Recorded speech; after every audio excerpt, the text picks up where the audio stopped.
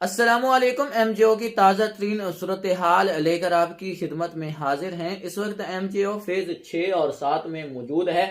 امید ہے کہ یہ آگے حرکت کرتا ہوا فیز 8 اور فیز 1 میں آئے گا، جو کہ دسمبر کے آخر یا جنوری کے ابتدائی دنوں میں ہی آتا نظر آ رہا ہے۔ لیکن اس کے کرنٹس ابھی سے ہی جو فیز 8 ہے اس تک پہنچ رہے ہیں، جس کے سبب سندھ تک کشمیر بادل جو ہے وہ آنے والے دنوں میں دیکھنے کو ملتے رہیں گے۔ اب جو بھی سسٹم آئیں گے ان کے بادل جنوبی علاقوں تک ضرور آئیں گے، لیکن فی الحال بحیرہ روم میں کوئی بھی تگڑا سسٹم ڈیولپ نہیں ہو رہا، جس کے سبب فی الحال پاکستان کے زیادہ تر علاقوں میں بارشیں بھی دیکھنے کو نہیں ملیں گی۔ امید ہے کہ دسمبر کے آخر میں جا کر 27 یا 28 دسمبر سے کوئی سسٹم پاکستان کے علاقوں کو متاثر کر سکتا ہے۔ 25 سے 31 دسمبر کے درمیان امید ہے، یا 28 سے 3 جنوری کے درمیان امید ہے کہ ایک سسٹم پاکستان کو متاثر کرے گا، جو بلوچستان، سندھ، پنجاب، خیبر پختونخوا، گلگت بلتستان اور کشمیر کے تقریباً 70 سے 75% علاقوں میں بارشوں کا سبب بنے گا۔ صرف پاکستان کے جو